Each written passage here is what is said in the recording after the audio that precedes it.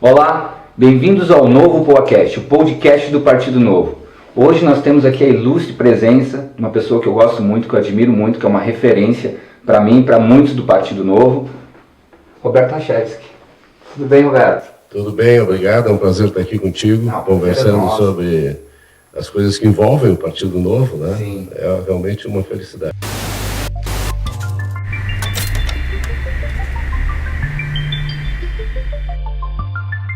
Você é um empresário com mais de 30 anos de atuação no comércio exterior, autor de livros O Grego, o Frade e a Heroína e O Mínimo sobre Ayn Rand. Esse eu não tenho esse aqui, né? Vou até fazer uma propagandinha que vale muito a pena ler. Coautor de Ayn Rand e os Devaneios do Coletivismo e Introdução ao Liberalismo, compositor de mais de 60 músicas sob o pseudônimo de Bob Hack, muito legal, estou ouvindo também, cofundador e ex-presidente do Instituto de Estudos Empresariais, o IEE, né, para quem conhece a sigla, e do Instituto Liberdade e do Instituto Atlantos, muito bacana. Cofundador e primeiro vice-presidente do Diretório Estadual do Partido Novo no Rio Grande do Sul, isso aí a gente vai querer saber mais da tua história. E aos 70 anos segue ativo na defesa da ética, da liberdade e da coerência filosófica na política. E aí, Rachevski, conta pra gente como é que foi esse caminho dentro do Partido Novo. De repente a gente começa nesse presente recente da tua história e vamos contar um pouco pra gente. Claro, sem dúvida. O Partido Novo entrou na minha vida através do amigo, um cara que eu também admiro bastante, que é o Fábio Osterman. Legal. O Fábio Osterman eu conheci lá no IEE. E um dia ele me ligou me convidando para participar de uma reunião com mais 3 ou 4 pessoas, com a ideia de criar aqui no Rio Grande do Sul um núcleo de um partido que estaria sendo criado. Né? Que ano foi isso? 2013, 14. Não sei, foi quando começou. Eu não sou muito bom com datas assim recentes, né? Que envolve a minha vida, inclusive. Mas eu sei que naquela reunião o Fábio apresentou o que seria o Partido Novo, qual era a proposta, e a gente resolveu, então, aquele grupo, né, eu inclusive, iniciar os trabalhos necessários para que aquela ideia se materializasse. Né? Eu nunca fui muito ligado à política partidária. Sim. Nunca participei de nenhum tipo de ação partidária, ainda que eu ache que é necessário. Tem sua importância. Tem a sua importância. E a ideia do Partido Novo me pareceu bastante plausível, no sentido de que não existia até então nenhum partido, efetivamente, que defendesse determinados princípios, valores, ideais, com os quais eu concordava, se não plenamente, na sua maioria. Né? Então, eu resolvi participar do partido. Nós colhemos assinaturas para a formação do partido aqui no Rio Grande do Sul, em Porto Alegre, mais especificamente. Montamos toda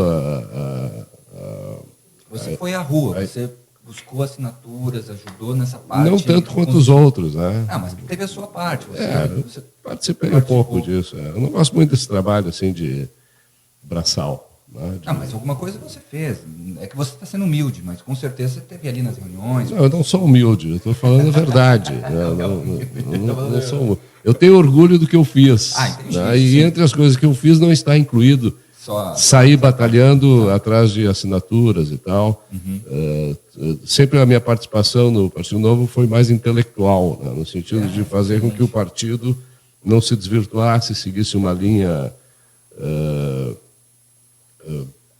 ética, política bem definida. Sim. E isso eu acho que... Mas isso é importantíssimo também. Isso eu acho que funcionou. Claro. Isso, claro, é tão importante quanto tu colher assinaturas. Sim, né? sim. Porque se tu não colhes as assinaturas, tu não tem o partido. Claro. E se tu tem um partido sem ideias, era melhor não ter colhido as assinaturas. Perfeito. Né? Então, essa foi... dentro de uma perspectiva de divisão de trabalho, né? Tem as pessoas aquelas que se dedicam para umas coisas Perfeito. que são importantes e tem outras pessoas que dedicam para outras coisas que também são importantes. Então, a minha atividade particular no Partido Novo foi de tentar convencer pessoas que eu considerava pessoas dignas, decentes, né, inteligentes, comprometidas com a liberdade, para participarem do partido, mesmo que elas nunca tivessem tido participação na política partidária, como eu, que também não tive, e como os outros que formaram o partido, que também não tiveram, né? E o resultado disso foi o partido. Claro. Quer dizer, funcionou. Né? Não funcionou porque a gente fez qualquer coisa para que funcionasse. Claro. Funcionou porque a gente tinha um propósito bem definido, bem claro, e existia a necessidade de que aquele evento acontecesse. Né? O evento era a formação de um partido verdadeiramente liberal aqui no Brasil. Não, perfeito. E eu lembro quando eu fui pegar o autógrafo do seu livro e eu comentei contigo a importância de nós termos pessoas que trabalhem nessa parte intelectual, buscando esse conhecimento e trazendo para a gente. Eu, por exemplo, sou um cara muito prático. Eu também não tinha envolvimento partidário, mas a gente precisa desse conhecimento. A gente precisa de alguém que vai lá e faça essa pesquisa e traga, às vezes, isso de uma maneira resumida para a gente ter tempo de continuar trabalhando e continuar buscando efeitos práticos, né? Na realidade, não existe dicotomia entre o trabalho intelectual e o trabalho prático, né? Porque para tu agires, tu precisa ter ideias, né? Para tu defender alguma coisa, tu precisa conhecer aquela coisa, né? Então, a prática sem ideias é autodestrutiva, né? Ou destrutiva, né? E tu conhecer, ter uma atividade intelectual básica, pelo menos, para conseguir estabelecer projetos, propósitos de vida, ações estabelecidas para tornar realidade aquilo que a gente tem na mente, é fundamental, é necessário. Né? Então, tu é prático, eu também sou prático. Né? Para tu ser prático de maneira produtiva, de maneira, vamos dizer assim, rica, tá? Tu precisa ter ideias que sejam realmente possíveis de serem colocadas em prática e que tenham uma riqueza intrínseca, né, para que elas tornem a tua vida, né, a nossa vida e a vida da sociedade uma vida melhor. Perfeito. E a gente poderia fazer um paralelo entre o começo do Partido Novo e o começo de outros projetos que você teve antes, por exemplo, os institutos. Houve alguma semelhança, porque, independente de qualquer coisa, você já tinha uma experiência lá atrás, acho que nos anos 80, anos 90, quando você fundou esses institutos, e a possibilidade de criar o partido, né? Como é que foi? Dá para fazer um paralelo? Eu acho que sim. O paralelo que eu traçaria aí, no caso, é, primeiro, ter um propósito. Né? Todas as ações que eu me envolvi tinham um propósito. Tanto no IEE, no Instituto Liberal do Rio Grande do Sul, na época, no Instituto Liberdade, atualmente o Instituto Atlantis, o próprio Partido Novo, tinha um propósito. O propósito era tornar a nossa sociedade mais consciente, tornar a nossa sociedade mais livre, tá? Defendendo ideias que permitam com que a nossa sociedade seja formada por indivíduos que possam florescer e prosperar, né? Resultando também numa sociedade mais livre e mais próspera, né? Ou seja, uma sociedade civilizada, né? Que é uma coisa que no Brasil a gente ainda não conhece integralmente, né? A gente ainda vive em meia barbárie, né?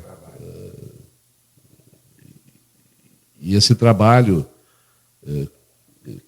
no qual eu participei, ou do qual eu participei, tanto lá atrás, na década de 80. Antes disso, eu também já participava, na década de 70, na faculdade, né? Eu participei de diretório acadêmico e tal, defendendo os mesmos princípios, né? As mesmas ideias, os mesmos valores, os mesmos ideais. O que mudou de lá para cá? Ficou mais difícil? Ficou mais fácil? Como é que era a diferença daquela época para agora? A gente tinha um contexto cultural que a gente até estava aqui nos bastidores falando, né, sobre os compositores, Gilberto Gil? Eu acho que sempre é difícil, tá, tu fazer um trabalho intelectual num país onde existe uma cultura anti-intelectual, né? Uma cultura anticapitalista. Né? Vou fazer um parênteses aqui. Capitalismo, para mim, é um sistema social baseado na defesa das ideias, né? Da liberdade de materializar ideias. Quer dizer, capitalismo vem de caput, de cabeça, de ideias. Né? Então, capitalismo não é acumulação de capital. Acumulação de capital é consequência, né, de um sistema, de um regime onde é possível para os indivíduos colocarem em prática ideias que sejam produtivas, construtivas para que o indivíduo e a sociedade, consequentemente, floresçam e prosperem. Né? Então, no Brasil, nós não estamos acostumados a isso, né? A ter esse tipo de atividade intelectual, consciente, baseado na realidade, usando a razão de uma forma plena, né? Com a lógica. Não funciona assim aqui. Né? Então, sempre foi difícil e sempre vai ser difícil, né? Porque existe toda uma onda contrária, né, àqueles que querem usar a razão, observando a realidade, para transformar a sociedade em algo melhor, né, que exige liberdade com responsabilidade. Perfeito. Quer dizer, quando tu fala em liberdade, tu assusta muita gente, porque liberdade sempre vem acompanhada de responsabilidade. E a maioria das pessoas prefere não assumir a responsabilidade por suas próprias vidas. Então, esse é o trabalho difícil, né? É tu convencer as pessoas de que elas são donas das vidas delas e que elas têm que assumir a responsabilidade pelos seus atos. Tá? Não só não fazendo o que não deve, como ainda fazendo aquilo que é necessário para que elas possam viver como seres humanos, né? Como seres racionais. Então, esse é o trabalho. Esse trabalho é um trabalho árduo, difícil, né? Porque não apenas intelectualmente, assim, no sentido de ideias, mas também psicologicamente é muito difícil tu interagir com as pessoas para dizer para elas, olha, a vida é tua e tu vai ter que te responsabilizar por ela. Assumir para o bem ou para o mal, né? Aquilo que tu fizeres de bom, tu vai usufruir dos frutos, aquilo que tu fizer de mal, tu vai pagar pelos danos consequentes. Né? Então, não é fácil fazer isso. Não, perfeito. Eu vou aproveitar agora e te fazer só uma pequena provocação. Essa interpretação da palavra capitalismo é algo que o Marx também fez? Será que aí você concorda com ele nessa interpretação da etimologia da palavra? Porque eu gosto muito de, sempre que eu posso falar capitalismo, eu prefiro falar livre mercado. Sempre que eu vou usar essa palavra... É que livre mercado, eu não vou falar de Marx, porque Marx é um... Não tem por que falar de Marx. Sim, sim. Marx é um sujeito equivocado. Né? Um filósofo menor. Né? Eu vou comprar a tua provocação falando de outra forma. Né? Livre mercado é consequência, né, do capitalismo. O que é capitalismo? O capitalismo é um sistema social. E como sistema social, nele está embutido uma série de fatores. Tá? São fatores necessários para que se possa dizer esta sociedade é uma sociedade capitalista. E nesta sociedade capitalista o resultado existe livre mercado. Porque o que é livre mercado? É o mercado, ou seja, as pessoas interagindo entre si, porque isso é mercado, de maneira cooperativa, livremente. Né? Livre mercado. É um mercado livre. Livre do quê? Livre da coerção. Sim. Né? Essa coerção ela pode ser exercida dentro da sociedade, pelos indivíduos, ou pode ser exercida por uma instituição formada para que o capitalismo possa existir, né? Que é o governo. Né? Então, livre mercado é o mercado livre da coerção dos agentes que participam do mercado, os agentes econômicos, ou seja, as pessoas que costumam furtar, roubar, fraudar, etc., né? E o governo, que costuma violar direitos individuais quando ele deveria defendê-los. Então, o livre mercado o que é? É uma consequência de um sistema onde as pessoas têm os seus direitos individuais protegidos. O que é isso? É liberdade individual, livre iniciativa, né? As pessoas poderem agir de acordo com o seu próprio julgamento para fazer aquilo que elas entendem serem necessários, para satisfazer seus propósitos, realizar seus desejos, né? Sem violar os direitos dos outros. Tá? É propriedade privada, ou seja, as pessoas poderem dispor daquilo que criam, né? Sem interferência de ninguém, e também respeitando a propriedade privada alheia, né? Sem tomar dos outros de forma violenta aquilo que os outros produziram. Ou seja, livre mercado é a interação entre as pessoas de forma voluntária, espontânea e livre. Né? E isso só é possível se os direitos individuais, quais são os direitos individuais? Direito à vida, direito à liberdade, direito à propriedade, direito à busca da felicidade. Não é direito à felicidade, é direito de buscar a felicidade através das suas próprias ações. Isso estando protegido, e alguém deve proteger, não apenas no exercício do legítimo direito de defesa, mas tem que haver uma instituição, ou seja, um governo, né, que haja exclusivamente para prover segurança para aquela sociedade, ou seja, defender os direitos individuais e restabelecer a justiça quando alguém age violentamente, impondo uma certa injustiça naquela sociedade. Então, isso é capitalismo, e o livre mercado é consequência disso.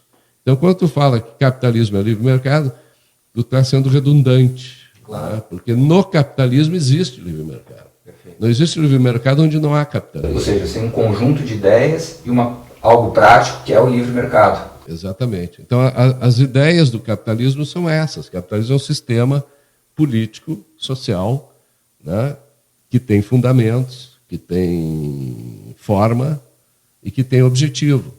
E o objetivo é esse, é o livre mercado. E para que a gente tenha livre mercado e para que a gente possa ter os direitos individuais defendidos, que vão resultar no livre mercado, é preciso ter um Estado de direito.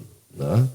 O Estado de direito é exatamente o governo agindo com base em leis objetivas, leis essas que vão defender os direitos individuais dos indivíduos que participam daquela sociedade. Perfeito. E se a gente fosse agora trabalhar, então, na questão ética, porque a ética, acho que ela vai ser o óleo no meio dessas engrenagens todas que vai fazer tudo isso funcionar. Não sei se cabe a comparação. Eu entendo o que tu está dizendo, mas eu acho que a ética é muito mais importante do que o óleo. Né? Na máquina. Na máquina. Por quê? Porque a ética, na verdade, é o guia. Né? O que nos demonstra, tá?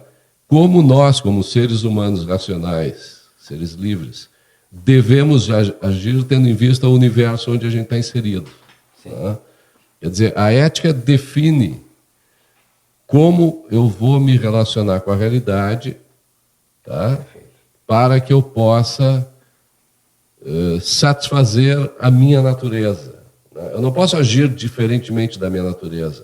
Quer dizer, se eu sou um ser racional, tá?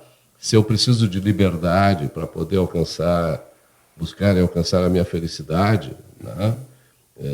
Exercitando os meus direitos individuais, tá? Para que serve isso? Serve para que eu, como indivíduo, possa valorizar, proteger, desenvolver, realizar os meus propósitos de vida, né? Aquilo que eu consigo como significado para a minha vida. Quer dizer, eu preciso ser livre para poder agir defendendo o meu autointeresse. Tá? Isso é um princípio ético, né? E eu tenho um objetivo nessa ética, que é buscar a minha felicidade, a minha felicidade. Né? Eu não tenho compromisso com a felicidade alheia. Perfeito. O meu compromisso de tratar os outros bem, eventualmente, não é com os outros, é comigo mesmo, porque vai me fazer bem viver numa sociedade onde eu defenda os meus direitos e, por lógica, por coerência, defendo também os direitos dos outros. Né? São direitos universais. Perfeito. Né? E como é nos dias de hoje, você já falou que foi difícil tanto no passado quanto hoje, manter esse princípio ético nesse ambiente político, nessa coerência para a gente continuar como partido, continuar crescendo? É exatamente aquilo que eu falei antes, né? Que a grande dificuldade de tu defender essas ideias numa sociedade como a nossa é que existe um antagonismo enorme quando tu defende determinados princípios éticos, né? Filosóficos, né? Vamos colocar isso aqui em outras palavras. Na realidade, existem basicamente duas éticas, né? A ética do individualismo e a ética do coletivismo. Tá? Qual é a ética do individualismo? É aquela que elege o indivíduo como um fim em si mesmo. Tá? Quer dizer, a minha vida, toda ela, é voltada para mim mesmo. Tá? Tudo que eu faço tem que ter como propósito o autointeresse, como objetivo a própria felicidade. Né? Então, ninguém mais do que eu mesmo vou me dedicar a proteger, a valorizar, enfim, a desenvolver a minha vida. Né? Eu tenho que estar preocupado com a minha vida. Cada um tem que estar preocupado com a sua vida. Né? Isso significa que eu vou pisar nos outros? Claro que não. Porque se eu pisar nos outros, eu vou receber a retaliação necessária. Né? Quer dizer, eu vou pagar pelo preço de pisar nos outros. Mas isso não tem nada a ver com cargo, com religião? Não, absolutamente. Isso é uma visão concreta, real, filosófica da nossa existência, né? Porque nós somos seres racionais. Eu derivo essa ética da realidade. Eu sei que eu sou assim, então eu devo agir assim. Eu não preciso ouvir uma autoridade qualquer, tá? Baseada em qualquer conceito metafísico que fuja da realidade, para entender isso. É bem estoico, né? É um pouco estoico isso, essa questão do dever dentro da racionalidade.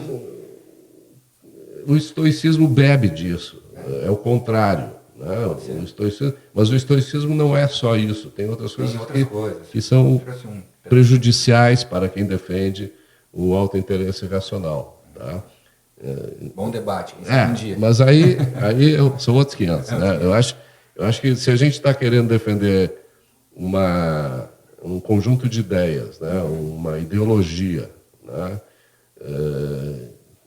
Que proporciona que haja livre mercado, que as pessoas possam interagir livremente entre elas, para produzir aquela que elas entendem necessário, ou produzir, ou adquirir, ou trocar, né? Ou herdar, se for o caso, e dispor disso de maneira livre, nós precisamos entender o que é a ética. Né? Então, se existe a ética do individualismo, onde o indivíduo é um fim em si mesmo, existe também a ética que se contrapõe, que é o coletivismo, né?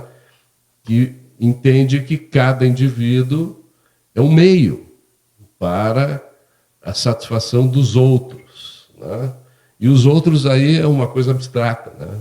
Totalmente. Pode ser a família, pode ser a tribo, pode ser a sociedade. Pode ser um conjunto de juízes que, de repente, definem o que é melhor para uma nação e saem perseguindo ou decidindo. Digamos assim, esses são agentes do coletivismo. Agentes do coletivismo, né? Perfeito. Que, obviamente, o coletivismo, na realidade, essa ideia de que tu, indivíduo, tu, minoria, serve de meio para a felicidade da sociedade, enfim, dessa abstração, é apenas um argumento, né? Porque alguém vai ter que definir o que esse ser vai ter que fazer, né? E quem é o beneficiário.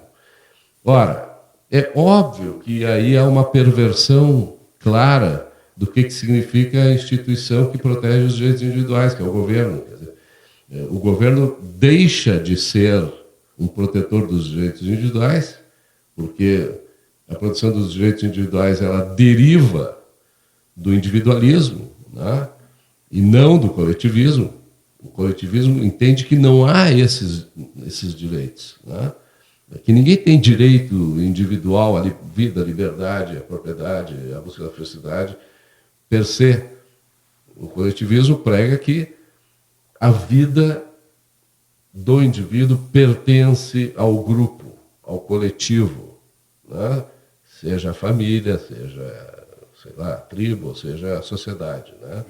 E o Estado, o governo, numa sociedade baseada no coletivismo, vai definir o que vai ser feito com a tua vida, né? De que maneira tu vai ser feliz, tu vai ser obrigado a ser feliz daquela maneira, né? Senão a gente te elimina, né? Te aniquila. Se você não tiver coração, como muitas vezes se você não tem coração... Se tiver muita cabeça e pouco coração, né? A gente te aniquila. Né? Exatamente. E é isso que está acontecendo no Brasil, se tu quer trazer esse assunto. O Brasil está evoluindo. Está evoluindo. O Partido Novo, que é novo, de fato, quer dizer, não tem o quê? 10 anos.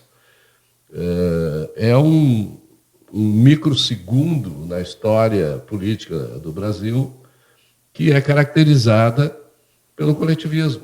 Total. Que segue assim. Então, nas pequenas regras do dia a dia você vê o coletivismo. O que eu acho importante no Partido Novo não é apenas atuar politicamente como partido, mas sim investir na formação de uma sociedade individualista, né, que acredite no capitalismo como solução e não como um mal necessário. Tá? Não, o capitalismo, o governo protegendo os direitos individuais é um bem necessário. Tá? E a gente precisa acreditar nisso e defender isso, aprendendo como isso se forma, como isso se concretiza. Tá? E é isso que eu tenho feito nos últimos 40 anos, né? Estudado bastante sobre isso, para tentar ajudar a sociedade brasileira, os indivíduos, os brasileiros, né, a pensarem um pouco melhor a respeito dessas questões, que são, na verdade, questões filosóficas, ou seja, são questões práticas ligadas à vida de cada um.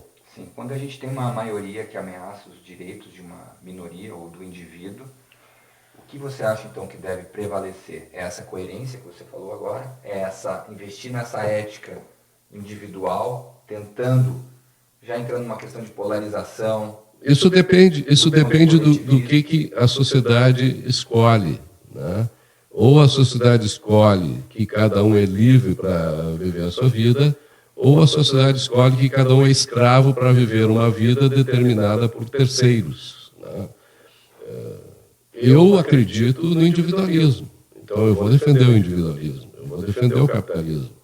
E eu vou lutar contra aqueles que pensam o contrário, que querem fazer da minha vida o que eles entendem que a minha vida vale ou deve ser. Né? Não, a vida é minha. Ninguém vai dizer o que eu vou fazer com a minha vida.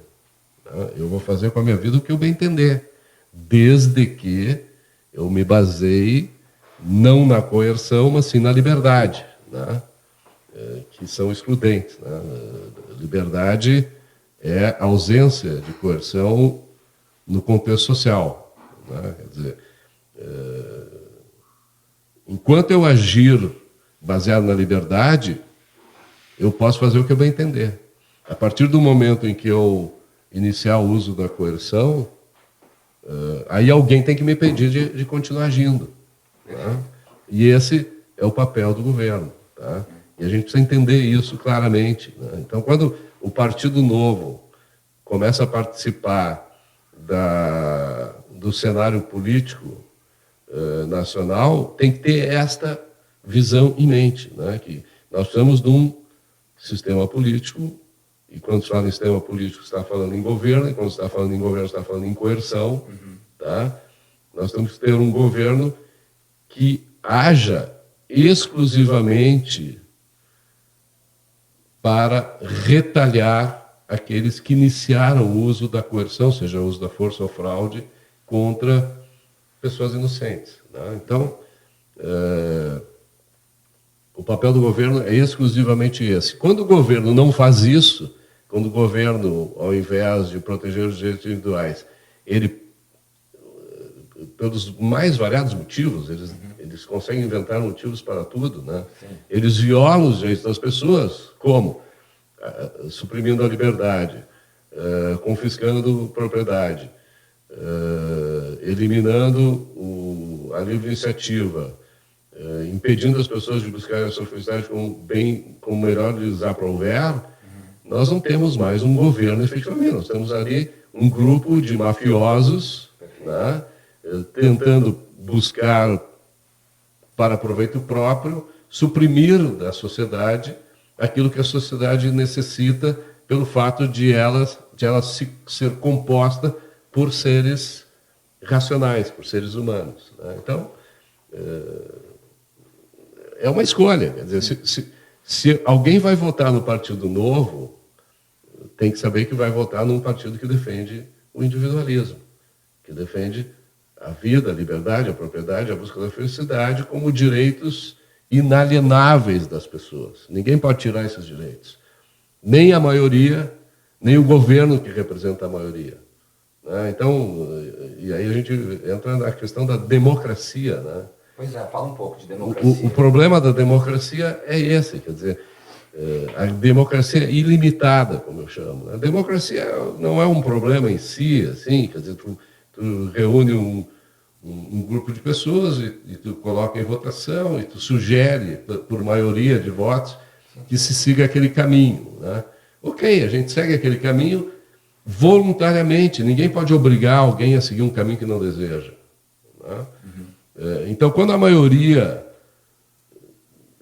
formada através de um processo democrático ilimitado decide votar sobre os direitos individuais das pessoas, ou seja, sobre a vida, a liberdade, a propriedade e o processo de busca da felicidade dos outros, está violando os direitos individuais das pessoas. Né? Então, é uma maioria violando os direitos da minoria.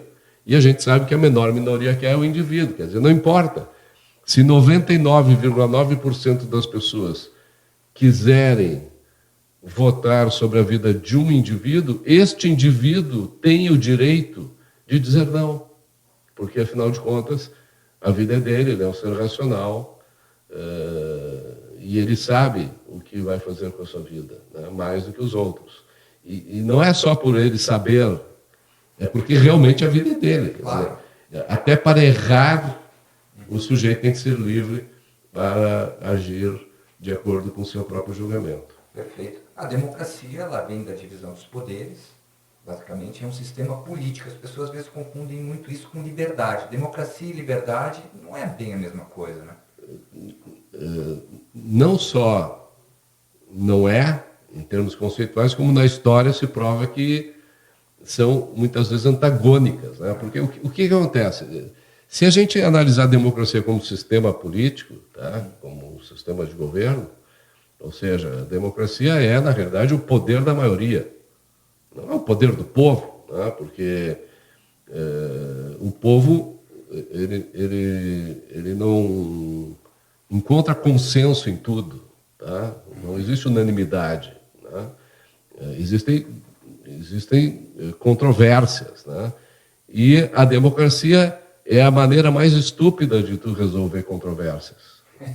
Né? Porque tu diz o seguinte, não importa o que tu pensa, importa o que a maioria pensa. Exato. E todo mundo vai ter que seguir isso. Exato. E todo mundo fica torcendo para que a sua ideia alcance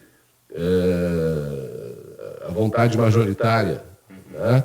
E aí, se tu está lá como membro da maioria, tu vai ficar feliz de oprimir a minoria, né? Agora, se tu é membro da minoria, tu vai ficar infeliz de ser oprimido pela maioria. Então, é estúpido. O que, na realidade, deve acontecer numa sociedade é que cada um deve decidir sobre a sua vida, né? E existe um sistema que eu considero o mais humano, tá? Mais compatível com a ideia daqueles que defendem a liberdade, que é a República Constitucional, né? E a gente do Brasil está vendo isso claramente agora. Esse é o grande problema do Brasil. Porque a República Constitucional é o quê?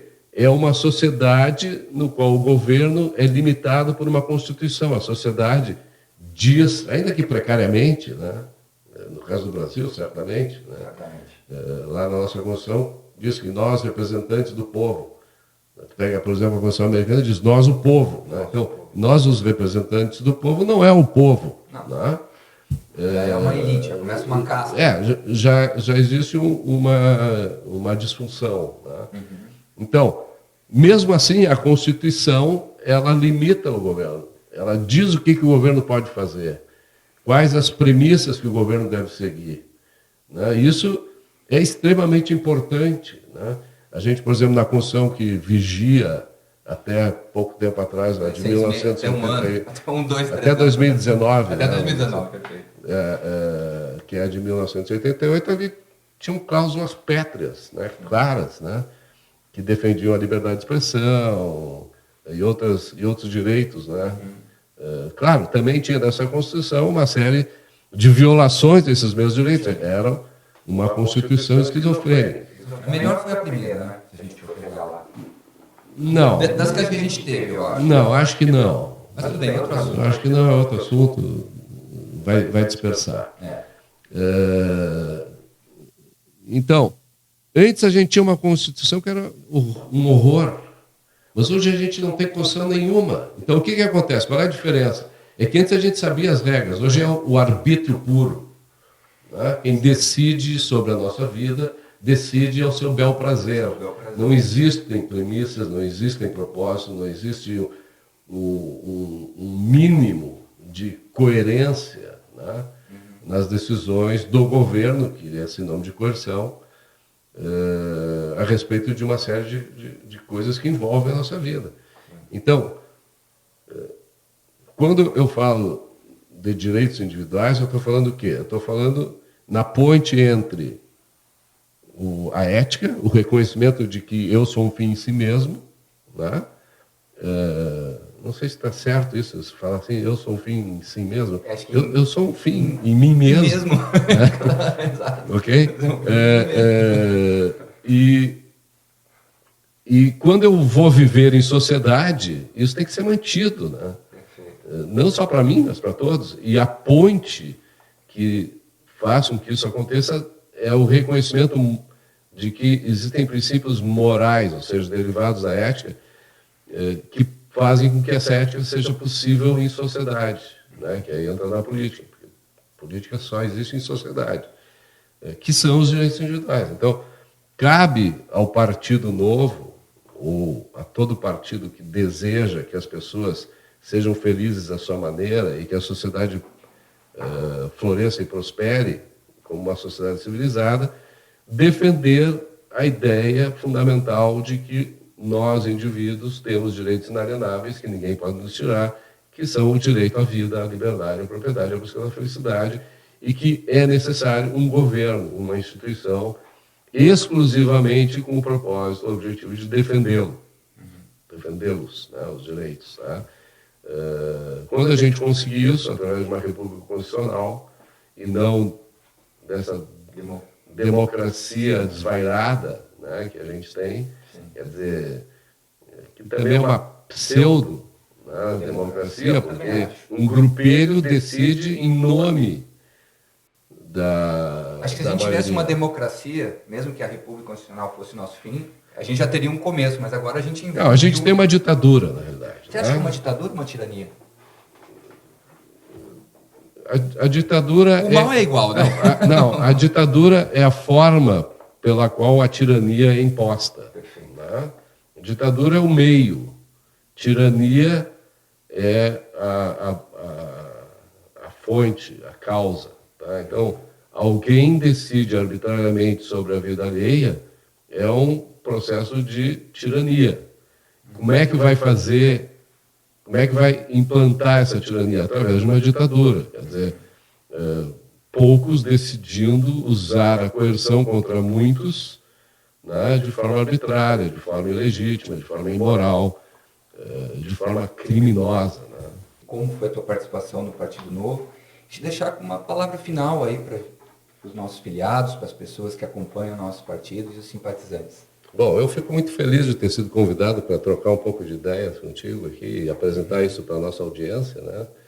E eu gostaria de renovar aqui o